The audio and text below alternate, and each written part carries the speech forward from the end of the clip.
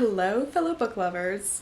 As you can tell by the title of this video, you can guess what book series I'm starting today. And this is a long-awaited book series for me to read. Literally, when the last book came out, I ran to the store. And bought it so that I could read this trilogy all at once because there was just no way I was gonna be left on a cliffhanger. There was just no way. If you decided you weren't gonna look at the title and you can't guess what book series I'm talking about, the Once Upon a Broken Heart trilogy, I am ecstatic. These covers are so pretty. I really wish that I had the Once Upon a Broken Heart in hardback, but unfortunately I don't. Obviously, first we are going to be reading Once Upon a Broken Heart by Stephanie Garber. I'm so excited. You guys have no idea. Okay, I am actually buddy reading this book with another bookstagrammer. Her name is Brienne's Book Nook, and her stuff is so cute. Like, go ahead, give her a follow. She posts really cute book-related content, and she actually made us a little tracker. So for this book, you will see me like filling out this little tracker for us to do together. But I'm so excited. I actually kind of forgot what this first one's about, but I remember like when everybody started reading it, they explained the plot. The only thing I remember is that like she gets 3 kisses or something like that. Something related along those lines. I'm gonna read the back to you. How far would you go for a happily ever after? Evangeline Fox has always believed in true love and happy endings until she learns that the love of her life will marry another. Desperate to stop the wedding, Evangeline strikes a deal with the charismatic, immortal Prince of Hearts, but she soon discovers the bargaining with the Prince of Hearts is a dangerous game. He has plans for Evangeline that will either end in the greatest happily ever after or the most exquisite tragedy. Stop it right now. I'm so excited. Like I said, I'm just so excited. The words, the font, huge. I'm gonna fly through this. This has been a long enough intro. I'm gonna start reading the first book in this trilogy. And I think this is gonna be a no spoilers vlog. Let's get to reading. Oh my god. Okay, literally the inside is so pretty. What the? Who said that this was okay? Oh my goodness. This dedication, love. Highlighting her. Literally, if you guys don't know, if you guys haven't read this book yet, if you haven't read the dedication, the dedication is for anyone who has ever made a bad decision because of a broken heart. I'm also gonna annotate this like while I read it because first of all, I just love doing that now. I don't know why I was so afraid. I'm just absolutely obsessed with doing that now. I'm not a very good drawer either, so I like really try to do my best to like not ruin my books. But oh my goodness, how freaking cute. Warning signs. Oh wait, no, hang on, it skipped a page. Look at this. I'm sorry, if you haven't read the book yet and you didn't see that, now you have. Oh my gosh, that is so pretty. I'm gonna start reading now. I'll catch up with you in a bit, okay?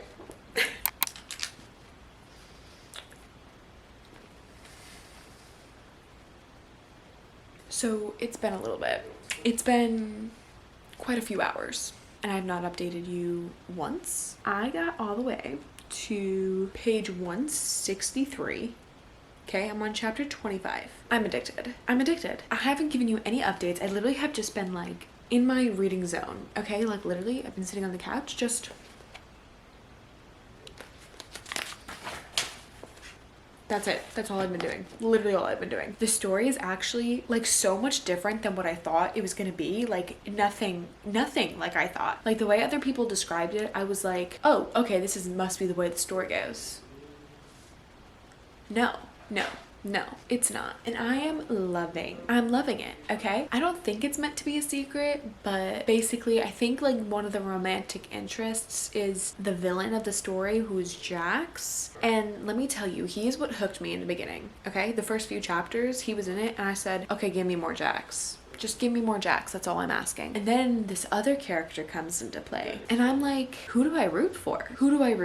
That's literally how I'm feeling. Like, I feel like I'm supposed to be rooting for Jax, but then I'm like, okay, with the way the story's going right now, I'm like,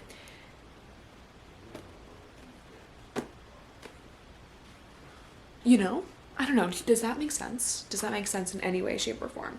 Probably not. I can't wait to finish this book so I can read The Ballad of Never After. Because if this book is what this is, oh my god, and everybody talks about how The Ballad of Never After is literally their favorite book in the series. I don't know what type of person I'm gonna be when I read that book. Let's just say I'm addicted, and let's not be surprised if I end up reading this entire series in 4 days. Okay, so it is actually 8 o'clock now. I'm not gonna stop for the night, but I do actually have plans of a late dinner with my friend. So I'm gonna get ready for that, and then once I'm done getting ready, because like the place we're going is like literally 5 minutes from my house, if she's not like ready and there by the time that I'm ready to go, yes.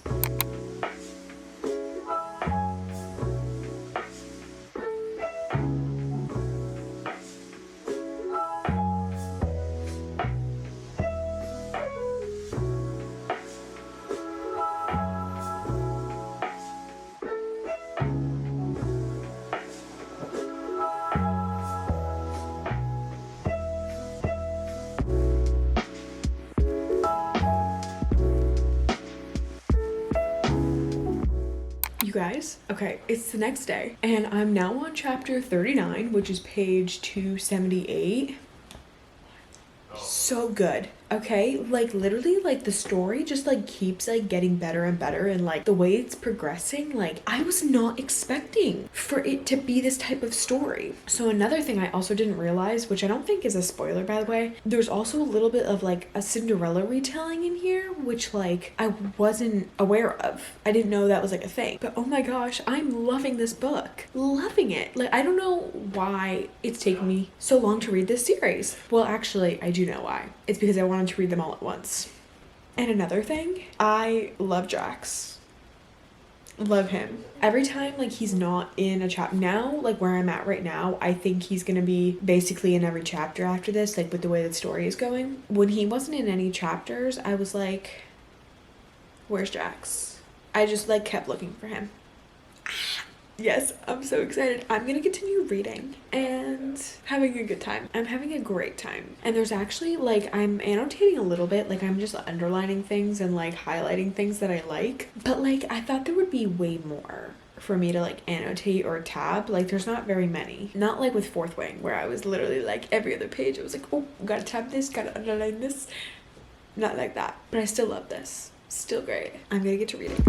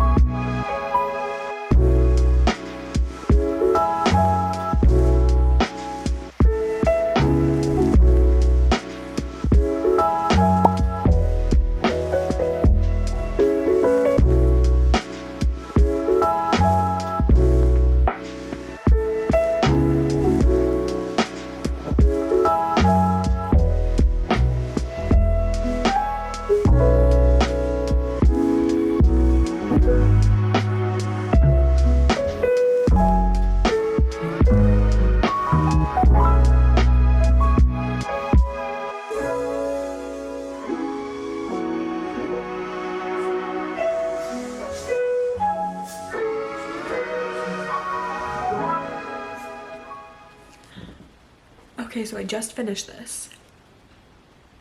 I loved this. This is such a good young adult fantasy romance. I don't even have words. I don't even have words. This was so good. Oh my gosh. I want to sit on it before I rate it, but honestly, I think I want to give it a 4.25 stars. Like, I think that's like a fair rating because it definitely doesn't give me that 5-star feeling, but like it gives me that like 5-star series feeling, you know what I mean? I absolutely loved this. Like, this was so good. Like, this was such a good first book. Like, it was almost like poetry on a page, you know what I mean? I don't even know. It was just so like fairy tale-esque and like whimsical feeling. That's how this felt while reading it the whole time. And like just like getting caught up in that fairy tale. That's exactly how I felt. That's how I felt the entire time reading this.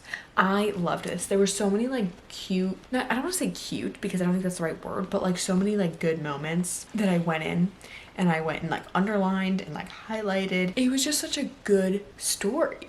It was so not what I expected. I thought I was getting a totally different story than what this was. Okay, but now I'm gonna go into the second one. Like, I'm just literally gonna go get it right now. So I'm gonna start the second one tonight, and I probably will update you tomorrow about it because literally I just finished this one, so I want to go right into this. And obviously, like, this one leaves you kind of on like this weird little cliffhanger. Crazy. Ooh, and there's a little more behind the scenes.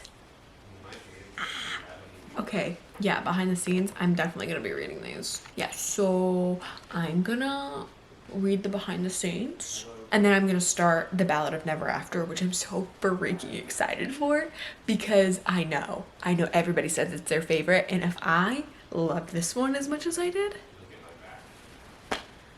So I think you get a lot more of Jax in that one. I'm super excited to see where she takes the story.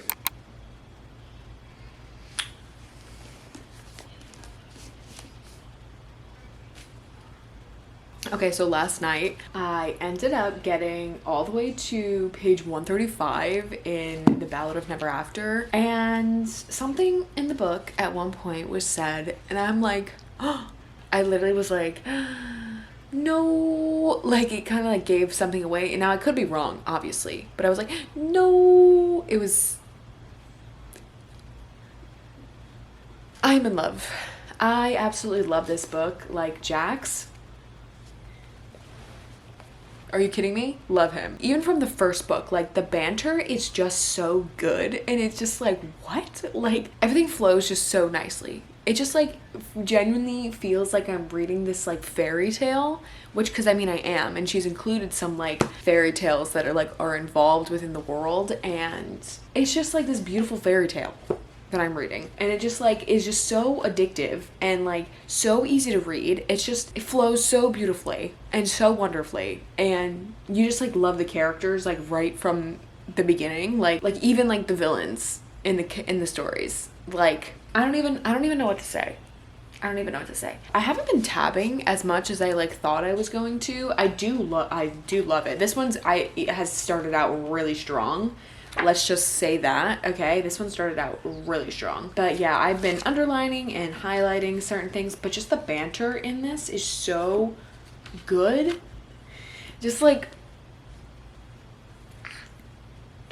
it's just so good. Okay, I am absolutely loving this. Like, the second book actually picks up exactly where you left off from the first one, so it's like no time has passed. Compared to some other fantasy series and stuff like that you read, it literally picks up right after the next one. Like there's no time that passes. Even the first one, the time span that takes place in the first one is not that long of a time span. So I really want to know like how long like the time will pass in this book. I'm already loving this. I can already tell why this is probably some people's favorites, but I guess we'll just have to get all the way through before I obviously make that decision. I literally started this like at 7 something, after 8 o'clock last night or something like that. It did not take me very long to get to this point of the book. Like I said, it just flows so nicely, and it's so fast paced, and the pacing is just so nice. It's just great.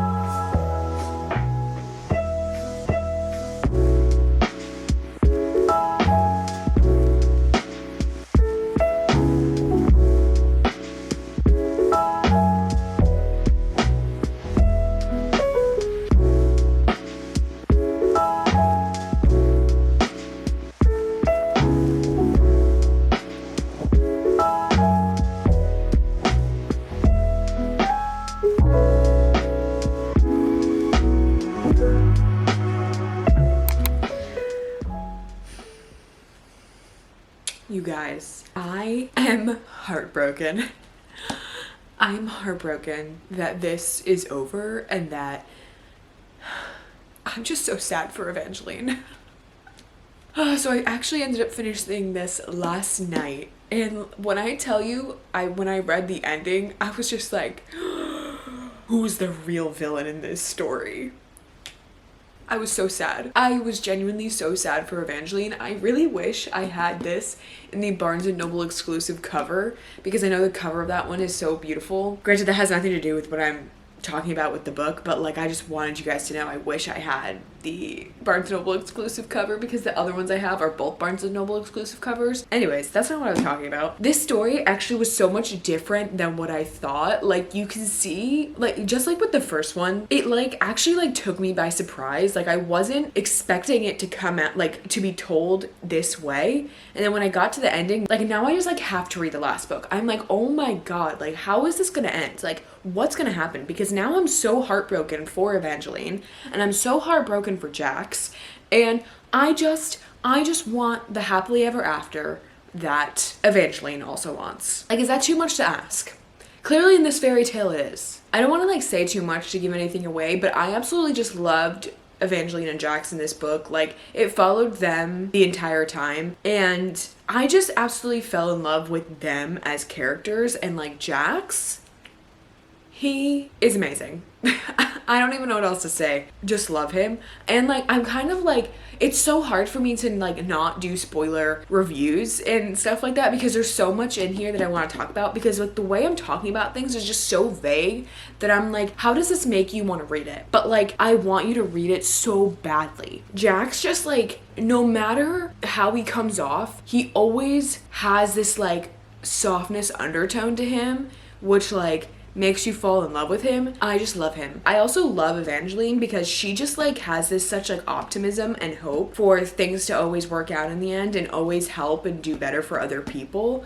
Like she never thinks of herself first. She always thinks of other people first, and I just love that in her. Considering her situation where she should be putting herself first, she's just not, and that's just who she is. Like she's just that type of person, and I absolutely love that in her as a character, especially in this story, because it just like makes the contrast between the two characters so much better, because Jax is always thinking of himself. Evangeline is just like, no, like you have to think of other people, and it's just such a beautifully written story. Like everything just flows so nicely. Like I remember when I first saw Haley Pham talking about this book, she described Stephanie Garber's writing as like very lyrical, and I very much agree with that. Like I didn't understand kind of like what she meant at first because I was like, I've never read anything that's like that, so I don't know what you mean by lyrical. But no, like now that I've read it, I truly understand what she means. Like I wouldn't describe it as lyrical, I would just describe it as like, I don't know, like it's very romantic style of writing and like very hopeful and optimistic because of the way Evangeline is, because it is told technically in the third person, but it is all from Evangeline's perspective. So you don't get anyone else's point of views, but it's not like Evangeline who's telling the story. It's an outside person essentially, because it's third person telling the story, all from Evangeline's perspective. So like you get this very beautifully written romantic style of writing that flows just so beautifully. No, I can't describe it any other way. And yeah, I have finished this. I still haven't decided on a rating for this one. On Goodreads, I had already rated it a 5 stars. I don't know if I'm gonna keep it at 5 stars. Like literally last night though, let me tell you, I finished this book, could not stop thinking about it. I was up tossing and turning because I literally kept thinking about things that happened in this book and then thinking about like, oh my God, like what's gonna happen in the next one? Like possible scenarios or possible things that could play out in A Curse for True Love. And I just like, my mind kept going and going and going. And so I'm like, I don't know what's gonna happen. So like, I'm debating on like, is this a 5 star or am I just obsessed with it because it's the most recent one I read? Like I'm either between like 4.5, 4.75 or a 5 star. So like from the 4.5 to 5 star range, I'm in between. I'm gonna wait until I finish the last one, I think, to like full on rate this one, because I know a lot of people say that like the last one, like this one's definitely their favorite and the last one they don't love as much, but I really want to get my own opinion on the last one before I officially rate both of them, because I want to see how like they connect together and like how the story is gonna play out before I like decide, you know, like decide which one's my favorite. So yeah. Another thing also, I know that the Caraval trilogy is connected to, or like they're in the same universe, but you don't have to read them one after the other. And I have never actually read the Caraval trilogy. After reading this, I don't think I'm going to, because because obviously if you read this first, there's a lot of spoilers for the Caraval trilogy. Even though they're not technically connected, there are characters that do cross over, Jax being one of them, and then a few other characters that popped up in the first one. So once I made the connection of who the characters were that crossed over, because I remembered the names, I was like, why does this name sound so familiar? And then I was like, oh, this is why. Now I know who these people are. I don't know obviously how it plays out in the Caraval trilogy, but based off of what was said in the first one and then in this one, I just don't know if I have, like, I want to, because I want more of Jax. Like, Jax appears in the Caraval trilogy, but I know Jax is not the same in those books as he is in this one. And then the storyline that happens in that one with Jax is kind of told in the first one and then throughout this one. So once I made that connection, I was like, oh, I probably won't go back and read it, because I just like have no desire for that storyline, because I don't want it. And if you haven't read either of them, then you know what I'm talking about. But if you have read both the Caraval trilogy and this one, I think you'll probably know what I'm referring to, because obviously if you've read them, you know how they cross over and everything like that. But I mean, if you're someone who has read both of them and you think that I should also read the Caraval trilogy, just let me know, because then maybe I'll be more inclined to read it. But I don't think I will end up reading that series after reading this one. Like, I kind of thought maybe after reading this one, I would be like, oh, like, yeah, I want to go back and read that one. Even though a lot of people aren't as big of a fan of that one as they are of this series. But still just, like, reading more of Stephanie Garber's writing. But yeah, basically after everything I just said, I do not think I will be reading that trilogy, because I have no desire for that storyline. Like I said, I finished this last night and I'm so heartbroken. I am just so heartbroken for them. I do have the last few pages bookmarked, because I actually want to go back to them and annotate some of the stuff, because last night when I was finishing it, Michael had come to bed and I didn't want to like take longer in finishing the book knowing I only had a few pages left, because he clearly wanted to go to sleep. But unfortunately, I can't move on to A Curse for True Love until after I finish all of the stuff that I have to do today, which is go to work, then do schoolwork, and then I can read this book, and then I also have work again later. I won't be reading this till much later tonight probably, so I probably won't see you later today. This is probably the only update you'll get when I start this book. Anyways, I'm gonna go. I have been rambling on. But anyways, yes, I'm very, very excited to start A Cruise for True Love. I really hope it's chef's kiss, like everything else in The Ballad of Never After. I will see you guys, for you a second, for me very much later.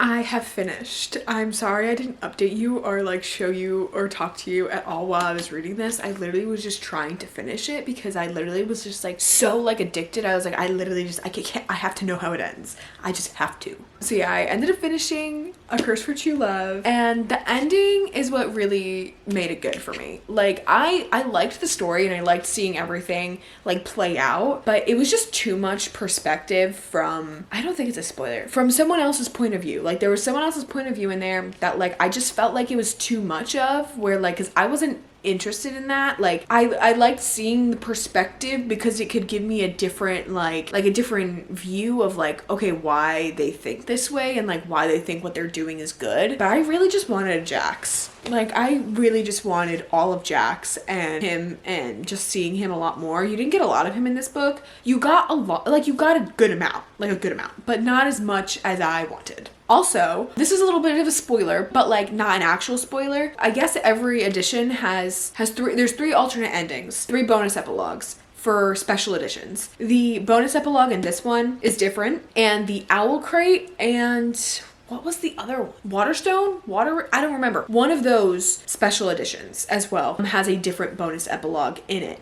And they're all connected. They all leave you on a cliffhanger. And I'm like, what does this mean? What does this mean? Like when I read it, I was like, oh, like the bonus epilogue in this one, chef's kiss, loved it. It was perfect. Perfect. Like I'm so glad that I have this one. I would love to buy every other special edition now though.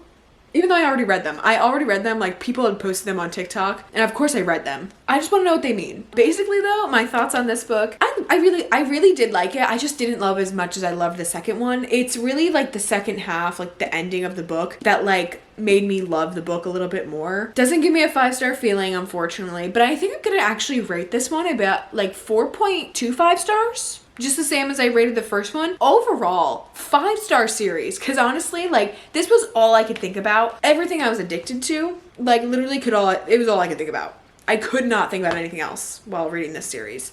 But I absolutely loved, with my whole heart, loved this series. And I now need to buy the hardcover of this one and then have a reread sesh of this series eventually because I just loved it. I loved Jax, and I just loved everything about it. These fictional men are going to be the end of me, let me tell you. Okay? Let me tell you, they're going to be the end of me. But that is it. That is reading the Once Upon a Broken Heart trilogy. I am so excited. I am actually really hoping that there's going to be more stuff in this universe because the entire series, the entire trilogy is just so beautifulily written. It's just so whimsical and so fairy tale-like, and it's nothing like I've actually read before. And I really enjoyed that. Like I enjoyed like because this is definitely like a YA fantasy, but it also doesn't necessarily feel YA. Like there's no explicit scenes or anything like that, which kind of makes it YA, but like the overarching storyline in it being YA doesn't necessarily feel YA. The overarching like storyline doesn't feel YA, and it like really like traps you, like brings you into the story, which is really nice. Like it's nothing, I don't want to say it's nothing like the ACOTAR series or anything like that, which it isn't anything like that, but it doesn't have that like adult themes in it. It doesn't feel like it's meant for like way younger readers. It like definitely feels like it's meant for like